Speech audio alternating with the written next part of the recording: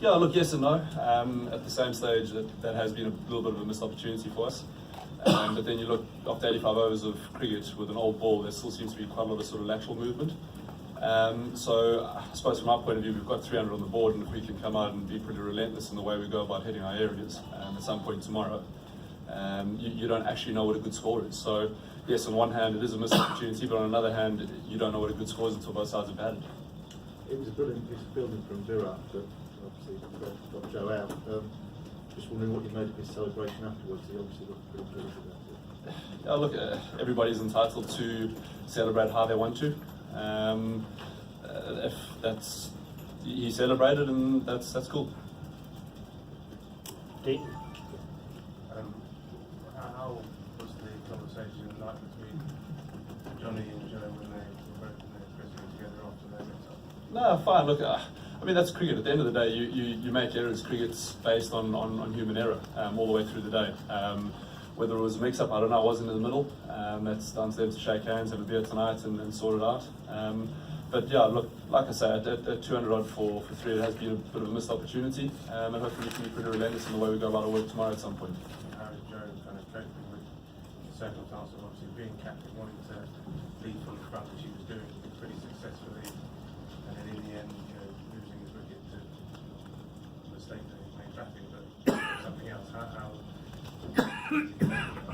Yeah, look, I mean, Ruti played fantastically well today. I mean, just the way he goes about sort of constructing his innings, the way he builds it, the way he, I suppose, communicates with myself in terms of being a sort of young cricketer is absolutely phenomenal. So, from my point of view, having batted with him today, he's taught me a hell of a lot, which is awesome. And then just to watch him master really at his work. I mean, he's a fantastic player, he's a fantastic guy. And to watch him go about building a test innings on a pretty tough surface was pretty good. But yeah, look, I suppose it's pretty disappointing for him personally not to go and get a really big score. You regard yourself a bit unlucky the way that he got out? Yes and no. I suppose the best players in the world sort of make those lucky chances or those lucky breaks go in their favour. But that's the way it is. I've obviously made an error, misjudged the ball, and it's ended up in my stump. So look, that's the way it is.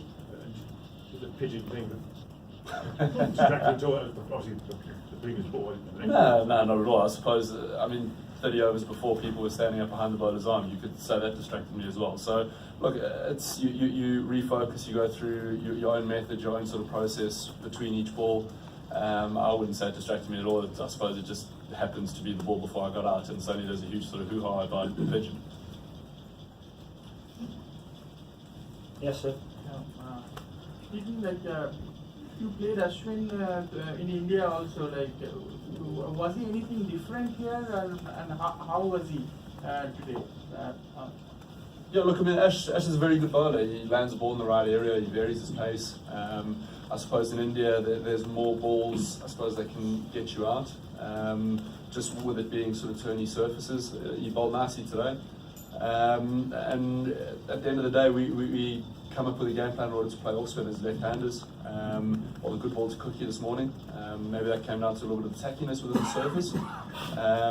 But yeah, look, I've played Ash a couple of times. Played him against when he played at Worcester last year. So look, it's not the first time I played against him, and hopefully I get many more opportunities to. And when you say that the surface is a little tricky, why do you say so? A little bit tacky this morning. It started out a little bit sort of damp.